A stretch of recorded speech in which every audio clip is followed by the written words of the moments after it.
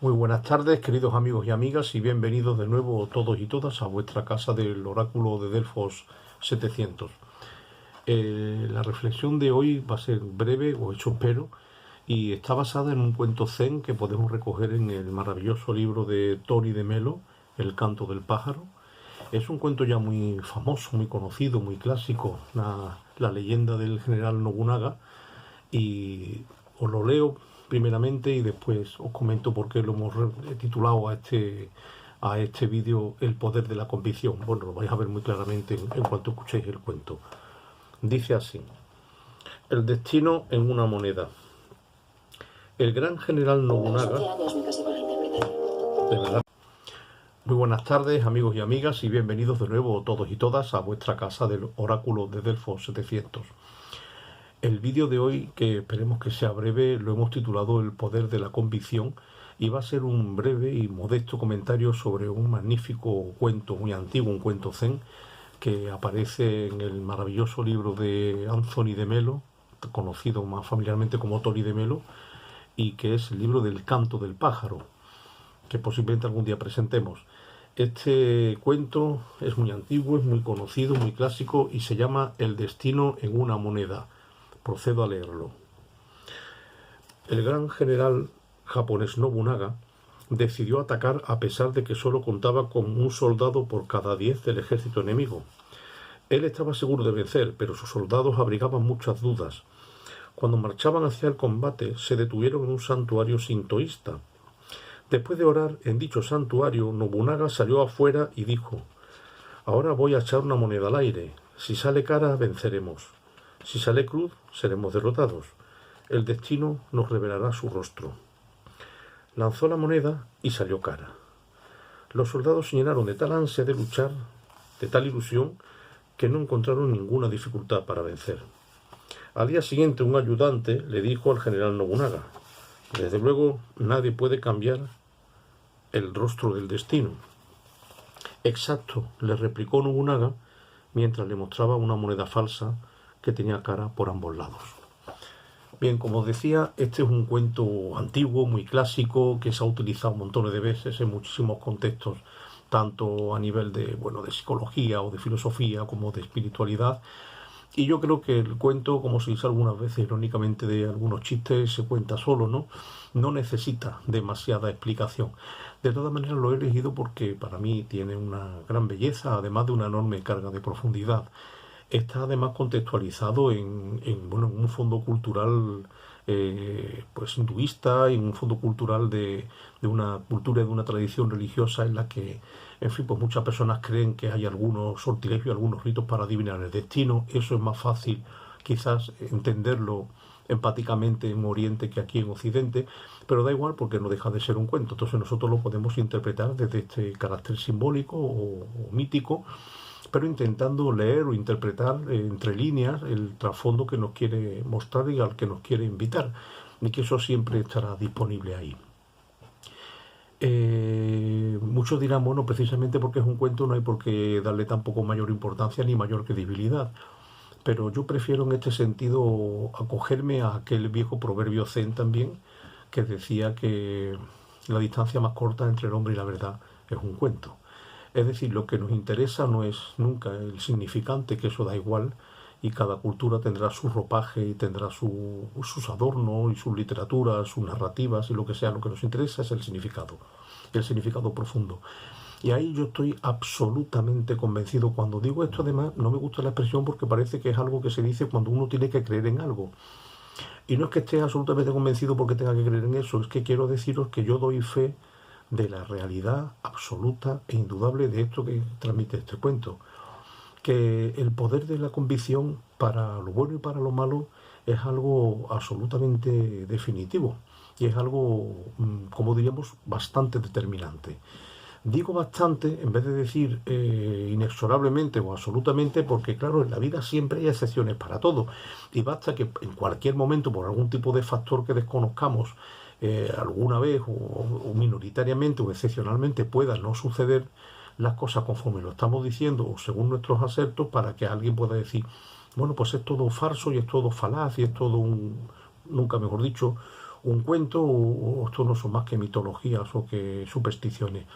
Pero no es así, como suele decir el refrán, la excepción confirma la regla. O sea, si hay excepciones es porque son excepciones de una regla, es decir, de algo que se da regularmente. Y lo que se da regularmente es que, como decía Henry Ford, tanto si crees que lo conseguirás como si crees que no, estás en lo cierto. El poder de la mente es tan absolutamente prodigioso que no somos, yo creo que ni siquiera capaces de adivinar o de vislumbrar hasta qué niveles y hasta qué profundidades la sugestión y la autosugestión pueden incidir en nuestra vida y en nuestros propósitos. Pero esto es un arma de doble filo porque lo es tanto para bien como para mal. Es decir, ya, por ejemplo, la psicología y la neuropsicología han demostrado, y esto es ya un hecho científico, esto no es una cuestión filosófica ni muchísimo menos, como diríamos, espiritual, esto es una cuestión científica, el poder de la sugestión y de la autosugestión, para bien y para mal, como digo, en cuestiones, montones de cuestiones relativas a nuestra salud física y mental, de las que hay bueno, ríos y ríos de tinta escritos en la literatura médica y en la literatura psicológica, desde cuestiones como el insomnio, ciertos dolores, por ejemplo, a veces la incontinencia, otras veces el estreñimiento, incluso la impotencia sexual masculina, cualquier tipo de síndrome de esto que estoy mencionando y otros muchísimos que ahora mismo no menciono, basta que una persona se concentre en ellos y en intentar evitarlos mentalmente para que los refuerce. Por eso los psicólogos dicen, por ejemplo, si estás nervioso y no te puedes dormir, lo último que debes hacer es intentar dormirte. Porque en cuanto digas, me tengo que dormir, me tengo que dormir, me tengo que dormir, vas a seguir reforzando el problema del insomnio. ¿Tienes insomnio? Pues entonces olvídate de dormirte, cógete un librito, ponte la lamparita en la mesa de noche y ponte a leer plácidamente y di ya dormiré mañana o otro día, pero ahora voy a intentar no dormirme. Para leer a gusto, voy a aprovechar este rato que de pronto me ha regalado la vida y la noche y voy a leer esto que tengo aquí atrasado o esto que me apetece leer. Y así probablemente te quedarás dormido. Así sucede con cualquier otra cosa y estábamos hablando simplemente de ejemplos de síndromes de salud física o psicológica o emocional, pero que esto después en cualquier otra empresa que acometamos en la vida que no tenga nada que ver con la salud, el hecho de la convicción del que podamos o del que creamos que podemos o no podemos lograrlo es es un determinante absolutamente, bueno, yo diría clave de verdad, es decir, que no es una cosa como, por decirlo de alguna manera, accesoria, secundaria o accidental, sino que es sustancial, que es esencial al hecho de que nosotros consigamos o no consigamos las cosas. ¿De qué lado ponemos nuestra predisposición mental? Por ejemplo, en medicina esto se ha experimentado montones de veces, como digo, científicamente con el efecto placebo y nocebo, que se cumple en más del 50% de los casos en la inmensa mayoría de los estudios. Con el efecto placebo, basta que el sujeto crea, le están dando un excipiente sin principio activo, sin medicina, pero el sujeto cree que está tomando la medicina y produce el mismo efecto que si estuviese tomando el medicamento real. Esto, como digo, en más de un 50% de los casos, demasiado porcentaje para no ser real. También a la inversa, el nocebo, muchas veces cuando el paciente se cree que está tomando otra cosa que no es una medicación o no tiene el más mínimo, la más mínima fe en el poder de ese medicamento y ese medicamento no le hace efecto o le hace infinitamente menos efecto. O basta que un paciente se haya convencido de que algo no le hace efecto para que ese algo no le haga efecto. Bien, pero lo que a nosotros nos ocupa ahora mismo, que es cuando tú tienes un proyecto en la vida, una meta, un objetivo, algo que te ilusiona, un deseo muy profundo que nace de lo más hondo de ti, o un itinerario que te has marcado, un camino que quieres recorrer y tal, y empiezan a venir los problemas, las dificultades, las tentaciones, lo que puedes interpretar como fracaso, como piedras en el camino, como tropiezos. Cuando eso te hace dudar, en el momento en que te hace dudar y empiezas a plantearte la cuestión de que es posible no alcanzarlo, ya empieza a flaquearte tu energía y empiezan a flaquearte las fuerzas. Después basta que encadene 2 o 3 fracasos seguidos, por llamarlo fracaso, no me gusta la palabra, pero bueno, 2 o 3 tropiezos seguidos, o 2 o 3 reveses seguidos, para que tú mismo interpretes que eso está confirmando que efectivamente no es posible la meta, que te habías ilusionado con una cosa que no era real o no era realista y que te había emocionado más de la cuenta y que aquello no tiene pie ni cabeza y que más vale dejarlo a perder más tiempo. Ese es el momento en el que se confirma la profecía. Se llaman profecías autocumplidas.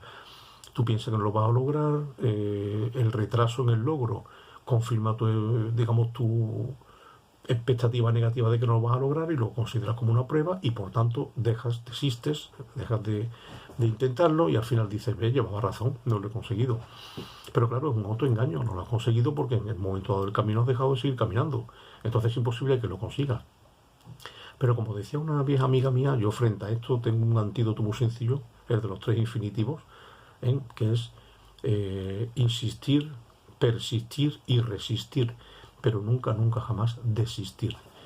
Frente a la duda, a la tentación, siempre insistir, siempre persistir, resistir a los reveses, resistir a los tropiezos, resistir a las dificultades, como decía aquella famosa frase, encontrar un reto en cada dificultad, encontrar un desafío en cada dificultad en lugar de encontrar una dificultad en cada desafío.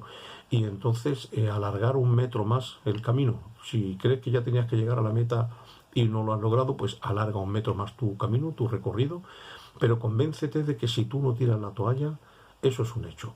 Ayuda mucho, como dice la programación neurolingüística, ayuda mucho el que te visualices a ti mismo con la meta lograda y el que te retroalimentes y te autoalimentes con esa motivación extra de intentar disfrutar, como decía Antonio Blay, intentando sentir o experimentar el gozo y la felicidad que sentirías si ya lo hubieses logrado.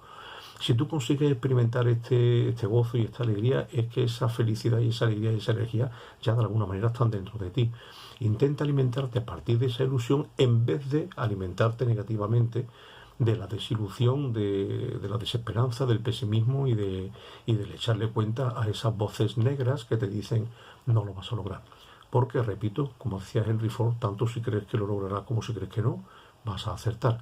Entonces lo importante es que, como sabía Nobunaga, que tú te convenzas de que la victoria está en tu mano, está en tu capacidad, en tu posibilidad, que la victoria te está esperando a la vuelta del camino y que lo único que hace falta es paciencia y perseverancia, pero nunca jamás, bajo ningún concepto, tirar la toalla o desistir. Si tú te convences a ti mismo, a ti misma, de que no de que es posible que logres lo que quieres, sino que es un hecho que vas a lograr lo que quieres. Si eso es así, te pasará como a los soldados de General Nobunaga, que creyeron a esa moneda del destino y ganaron aquella batalla por la ilusión con la que llevaban en la lucha. Tú tienes que intentar ver claro que si la vida misma de vez en cuando te va a probar con dificultades y con tropiezos y con zancadillas para medir tus fuerzas, pues frente a la tentación de decir esto significa que no lo voy a lograr y que debo dar marcha atrás, todo lo contrario. Esta es una oportunidad maravillosa en la que justamente porque tengo una dificultad me voy a probar que me estoy haciendo un especialista en superar dificultades. Como decía el viejo maestro zen Philip Sudo Tracy, 7 pasos abajo, 8 pasos arriba. Y así nos pasará con toda seguridad como a los soldados de ese cuento. Ganaremos nuestras guerras particulares porque jamás daremos nuestro brazo a torcer. Bueno, pues aquí lo dejamos. Muchas gracias como siempre por estar aquí acompañándonos. Si te ha gustado, puedes darle a me gusta o compartirlo con tus amigos, con quien estime conveniente, si te parece. Muchas gracias y hasta el próximo vídeo.